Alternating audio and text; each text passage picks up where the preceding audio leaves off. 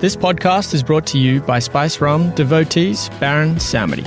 Like us, they share a desire for a vibrant and thriving nightlife and celebrate the creativity that only comes to life after dark. The gates were closed. I had to climb around the rocks by the ocean, bush bash to get there. Then take the gear out for 2 hours, and we just hearing bullets going over our head. We're in the trenches. We're in proper trenches, and there's bullets flying over our head, and all our shit's just been stolen, and it's boiling hot. It's January. And I'm just going, why do I do this? Hey, you're listening to the Stony Roads podcast. My name's Andrew Cotman. This series, we'll be exploring the ideas and stories inside the world of electronic music. For over 10 years, we've been bringing you the latest news in electronic music through our website, Stony Roads. Now, we're taking a look behind the decks, diving into the experiences of the people that make this industry what it is. The warehouse party scene has blossomed into a legitimate counterforce against Sydney's current nightlife issues. It's a pretty picture for an event promoter. There's little to no red tape, liquor licenses, restrictions, or limitations. That is, if you can stay under the radar. If you succeed, your ideas can flourish with a freedom that's long gone from licensed venues. But in exchange for that freedom, event coordinators navigate an endless supply of risks and challenges unique to illegal raves. In the years following the lockout, Sydney's nightlife decentralised, away from the CBD and into the suburbs. Except, it's not just your run-of-the-mill parties that found their homes outside the city.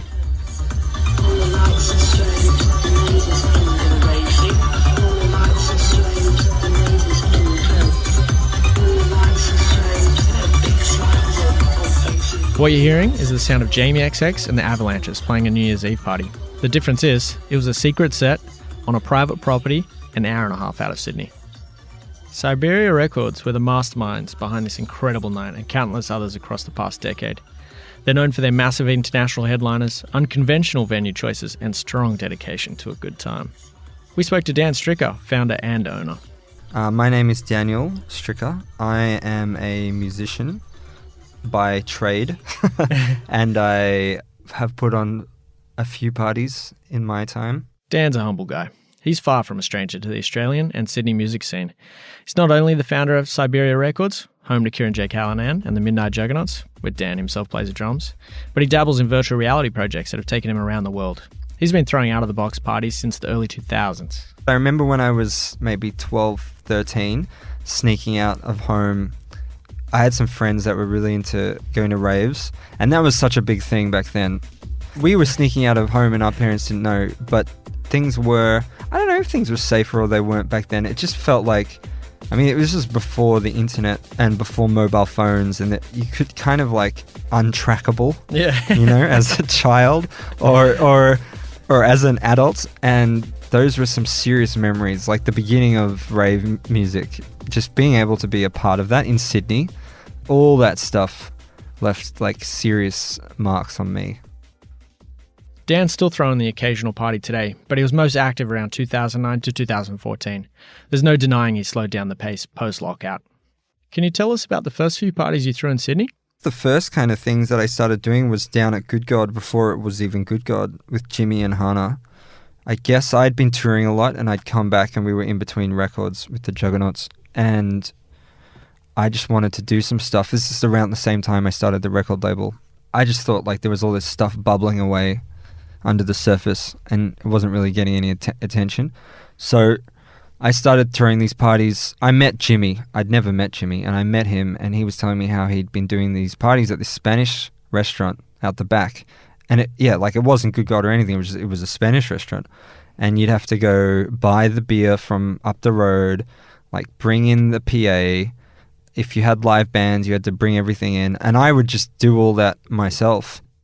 That little Spanish restaurant on Liverpool Street was the beginning of what some knew as Good God Small Club. After the lockout laws came in 2014, it was closed and sold to new owners, reopening as Plan B. Skip forward to 2017, it went through yet another rebranding into Hudson Ballroom, before closing its doors for good in 2018. But this story isn't about the lockouts. It's about how the shockwaves that came afterwards forced Sydney's parties through a necessary cultural shift. There's still stuff happening. Everyone says, lockout's terrible. I think it is really bad. But it's also shaken things up a bit. It's forced people to think outside the box. And that wasn't really happening as much. Basically. And there's something a little bit special about that too. What pushed you to explore outside the typical events pathway? It definitely wasn't for the ease of the situation. Like, it's much easier to go to a venue and put on parties. It was definitely like just to do something kind of a bit special and not just run of the mill. And the other thing was like, I didn't want to have to deal with like all the red tape, you know. Even back then there wasn't nearly as much red tape as there is now, but I just wanted to kind of dress the party how I wanted to dress it and like make it as immersive as possible and put the band in the middle of the room and just do whatever the hell we wanted to do. For me, throwing parties really started like outdoor parties, warehouse parties, from a need just to do something a bit special in this city that no one else could do in the world. So you had DJs on the beach in Sydney. Sydney, man, like that's one of the best things about our city. Like, why else do people still live here? I mean, there's a lot of reasons why people are leaving, but we still have this like beautiful city. So there were always DJs playing these parties, and I thought, why don't you do some stuff with some bands in some like crazy locations? A lot of the time, Dan took his parties off the dance floors and into the great outdoors. A forest, by a river, on a cliffside, or a stunning beach somewhere on the New South Wales coastline. If that couldn't be done, maybe he'd find a warehouse, an empty canvas for whatever he felt like creating. I managed to somehow get the keys to an abandoned warehouse in a warehouse building right in the middle of the city, like not even far out. And we did this crazy party. We built all this stuff, like we built the bar in the middle of the room and we put lasers everywhere and we had all these bands playing. In 2011, Siberia Records and Jack Jeweller won a City of Sydney grant to start a project called Musicology. It was a series of events held in unusual Sydney spaces that had definitely never been used as live music venues before. Each time, they tied the theme of the event into the venue's history. For the first event, they used Woolloomooloo's PCYC boxing ring to explore the idea of violence and physical energy. It featured Kieran J. Callanan, Justice Yeldon, Bad, and Forces performing right in the boxing ring. We did another one at like this old museum with Lucy Cliche. And then we started doing a lot of work with Laneway Festival, and we do like parties on the island before there were parties on the island. Now there's heaps of parties on the island, but back then there were no parties on the barge. And then we were the first people to do a party on Goat Island, and now there's tons of parties on Goat Island. We did one in Melbourne too. It wasn't just Sydney, in the Melbourne University car park where they filmed like part of Mad Max, the first Mad Max. This crazy like sci-fi looking, just like apocalyptic space.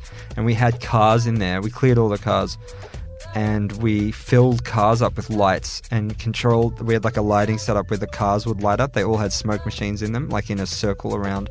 We had like 1,000 people, sold out Melbourne Music Week event in this car park. We were going to do Mac DeMarco and Kieran on the ice rink. Maybe we'll do that one day. And we were kind of one of the only people doing it at the time. And then obviously lockout came in and it was a necessity to do this kind of stuff. In 2014, the City of Sydney introduced the Live Music and Performance Action Plan, and since then it's given out over $18.8 million in cash grants to the live music venues, theatres, bars and stores that trade late in our city. The action plan highlighted several areas for reviewing liquor regulations to consider the impact of restrictive legislation on creative industries and the livelihood of performing artists. In short, the City of Sydney was trying its best to convince the government to reduce the restrictions on Sydney's nightlife. But it clearly hasn't cut the red tape both legal and less legal parties face when trying to plan a good time for the people of Sydney. Now it's much harder. Like even we did a party on New Year's with Jamie XX and the Avalanches, and which you were there. Was in attendance. And it was crazy, the red tape and stuff. Like we had to get everyone to sign a piece of paper before they came in, and I had to have all these buses and paramedics and it wasn't a huge party.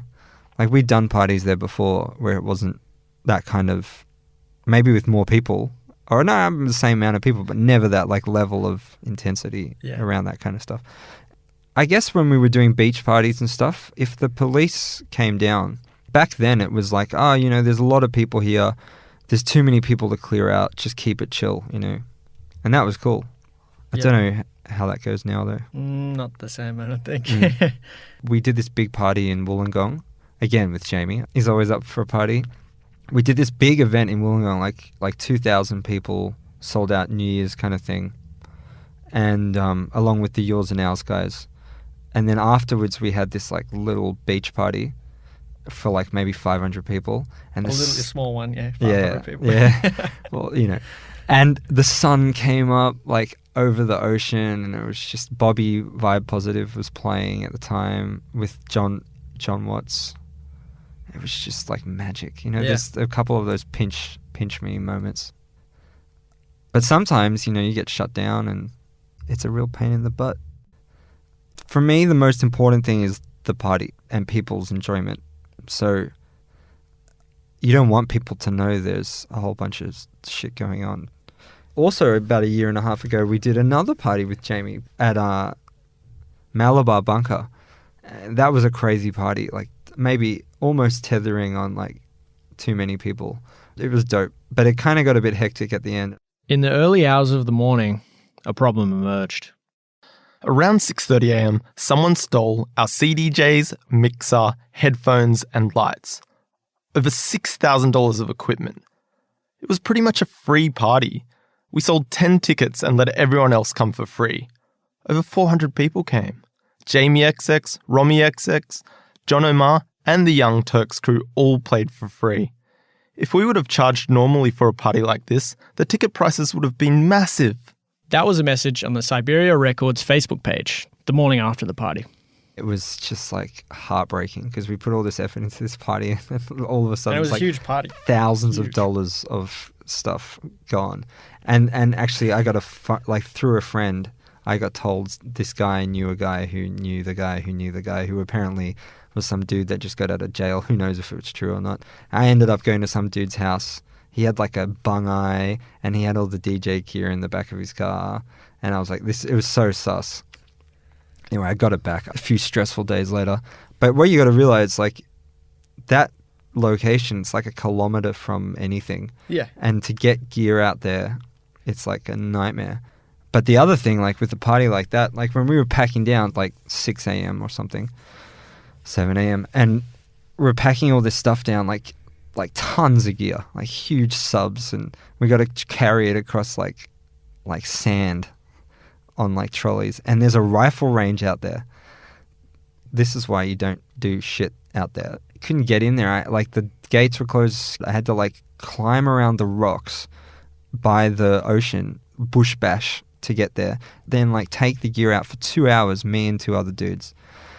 And we just hearing bullets going over our head. Like we're in the trenches. We're in proper trenches and there's bullets flying over our head and all our shit's just been stolen and it's boiling hot. It's like January.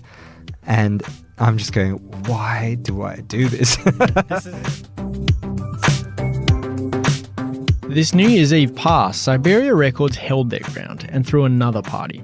The one you heard at the beginning of this episode with Jamie XX and the Avalanches. But this time, they hadn't flown under the radar of the cops. Because of that, they had to take it 80 kilometres out of the city. One of the reasons we did it out in the country was because I got a phone call from the cops saying, you're doing a party in Malabar, we know everything about you. If you throw another party... Not that I was ever going to do a party in Malabar, by the way. After that experience. If you throw a party in Malabar... you know, we're going to prosecute you. And like at that point I was just like, is this really worth it, you know? I found that I never really did it to make money, personally. I kind of got to a crossroads where I was doing it a lot and I was like, okay, well, either I'm going to become a promoter basically or not. And I decided it's not really my thing. I'd rather make music and play music. So for me, it was more, and that's when I kind of stopped doing it as much. But yeah, I guess it changes the way you do things. I think in the environment today, it's really hard to make money with festivals, so which is a shame. And it's a bit of a bummer too, because like maybe it was, I'm just thinking about this now, maybe it was off-putting for me too. It's like I'd put all this energy into these parties, I'd never make any money. So, and then I was like, okay, well maybe unless I become like a ruthless kind of businessman, but that's going to change the nature of the beast, up in you a know? suit at the next Yeah, party just really changed my vibe. But that was that's kind of why I pared back doing it. And I guess, I'd been doing it for a while. I felt like I had to pass on the baton. There's plenty of younger dudes doing great parties, so I was like, let someone else have a turn. For other promoters, I don't know, like, I'm just happy other promoters are doing it. I think, like, props to other people for doing it. I mean, think about all those amazing moments you get from a party like that in a city where unfortunately is stifled for a nightlife. So, it might be a lot of work. You might not make a lot of money or any money, but you're really going to have those moments. And that's kind of why you do it. It's definitely worth putting the time in to do special shit. Yeah. This podcast was recorded at Forbes Street Studios in the heart of Sydney. It's created by Andrew Cotman and David Ross. Written and researched by Emily Carmona. Our audio engineer and producer is Dan McHugh. Thanks again to Baron Samedi Spiced, Rum Resurrected.